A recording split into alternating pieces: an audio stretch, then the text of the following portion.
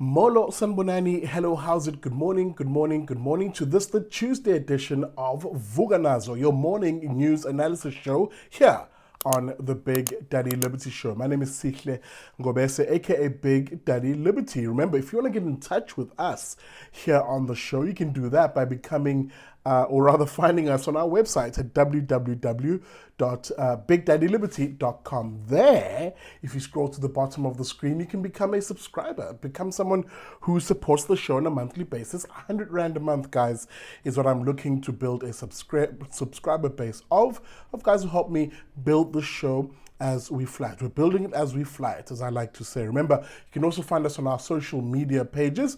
All of that information is either down there if you're on YouTube or up there if you are on Facebook. Remember, if you like the show as it starts your news day, you can also find our friends over at the Daily Friend from 1:30 p.m. every day, from Monday to Thursday rather. So make sure you catch them a little later. They'll help you round off the news day. With that being said, enough of the jibber jabber. Let's get straight into the news. All right, to begin here again, where a certain divisive, angry, racist, and evil politician in this country, the leader of the third largest political party, a political party which is red in tooth and claw, insofar as it being a communist outfit. Yes, the leader of that party, one Julius Malema, once again race baiting and engaging in his usual anti-minority rhetoric in this country, this time reaffirming the fact that he is, or his party at least, of revolutionaries, that nonsense, are killers, or as he put it, should be killers.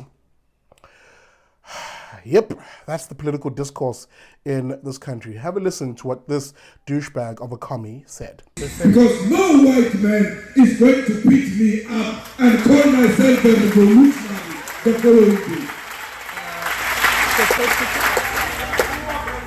You must never be scared to kill. A revolution demands that at some point there must be killing, because the killing is part of the revolutionary act. Yep, that's it. You heard it from the commie's mouth. I would call him a horse, but he doesn't work, as most commies don't. So I'll call him a commie, derogatory as that really is. Commie and communist should be akin to being called a Nazi. It amazes me how society has given a free pass to communists today, where people proudly proclaim that they're communists in this day and age, ignoring, of course, the record, the bloody record, the record of death and destruction that the ideology of communism throughout the 20th century has left. A record of history, as I said, that has a body count, a murder count of 100 million plus people. You see it, therefore, when you look at the history of communism, you shouldn't therefore be surprised when you see it in the leader of, for instance, the EFF, a communist outfit, openly advocating for the willingness to kill if you are a revolutionary. This is the ideology you're supporting when you support communism. You're supporting an ideology of death and envy. Death, insofar as it views humans as nothing more than the means to acquire power, the means to enforce their ideology on society, and your life, therefore, means nothing to them. Envy, because everything from your rights as a human to your very property, your ability to say you own something, a communist will envy and want to strip it away from you, take it away from you, to primarily give to themselves in the name of giving to others. That is the ideology of socialism and communism, the stuff that in this country seems to be mainstreamed and people do not question. It's that ideology which on this show, as libertarians or classical liberals, those who advocate for freedom, who stand for faith, flag, family, freedom values, and the ideas of advancing life, liberty, and property rights for all, it's those commie ideas that we will continue to fight. All right, I take you now to Johannesburg, indeed, the head offices of Dischem. Dischem being in the news at the moment for all the wrong reasons after an internal memo penned by their CEO, one Ivan Saltzman, basically leaked out to the public and has caused a bit of a stir with accusations of the company engaging in racism. Why?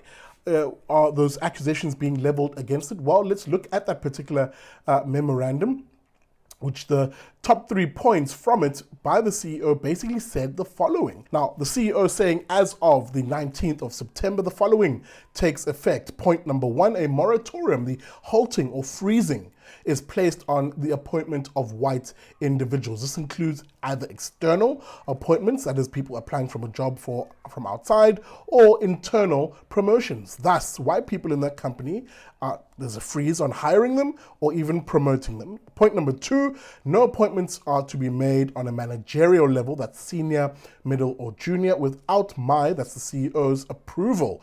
And number 3, he says the achievement of set employment equity targets, the law that he's basically citing and using in order to enact this racist policy, the racist law, will be incorporated into the management's bonus structure, and the allocation will be issued in due course. Each region, he says, has a base from which to work and, of course, meet these targets, end of quote. So that it's absolutely crystal clear here as to what the genesis of this racist policy stems from. This Dischem is effectively heeding and listening to the instruction of racist politicians and a race-obsessed political elite in this country. The very same politicians and political elites who write these racist laws and who demand that the rest of society and employers in this country use race in order to decide opportunity and, of course, employment.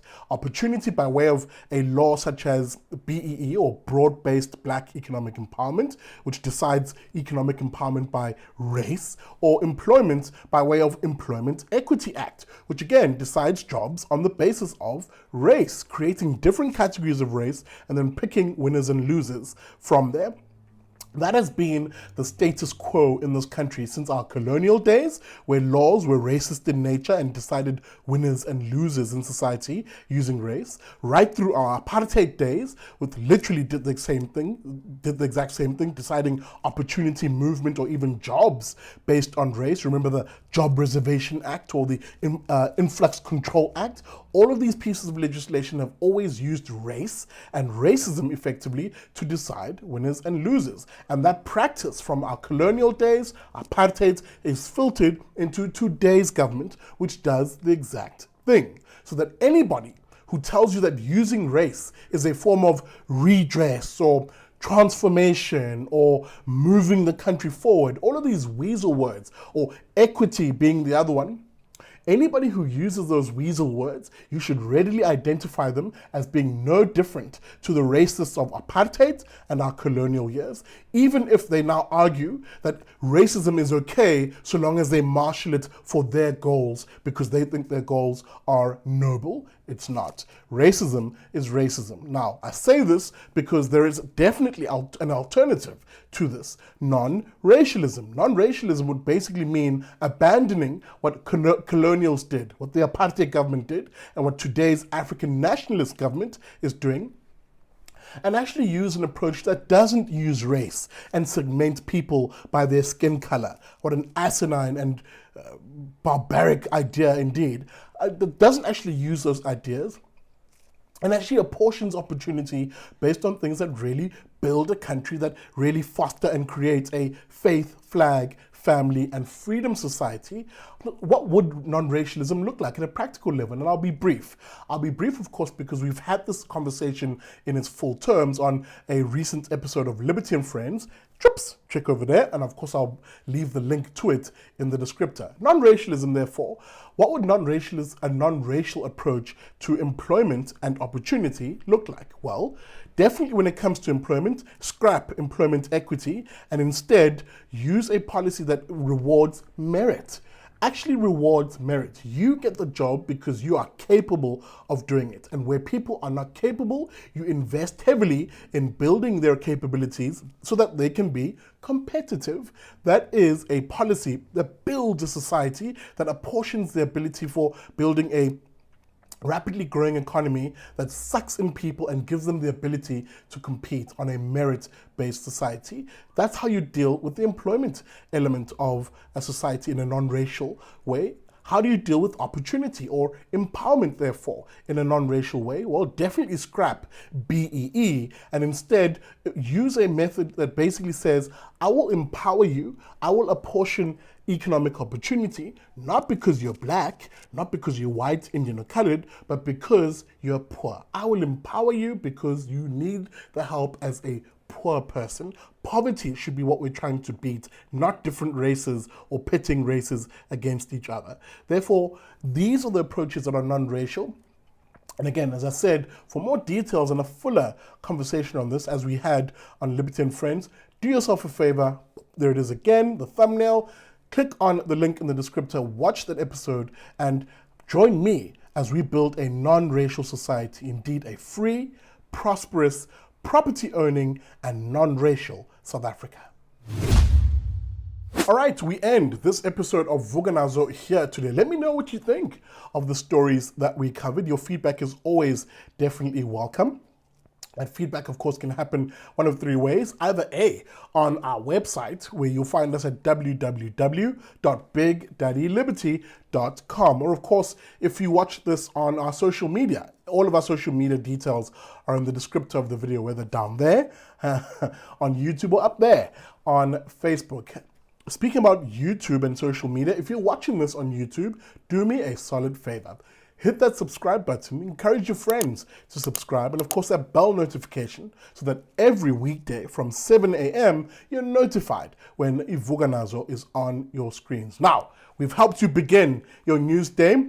Later on, have the friends over at Daily Friend help you wrap up the news day, of course. Daily Friend, Mondays to Thursdays at 1:30 p.m. With that being said, happy Tuesday, and I will see you tomorrow.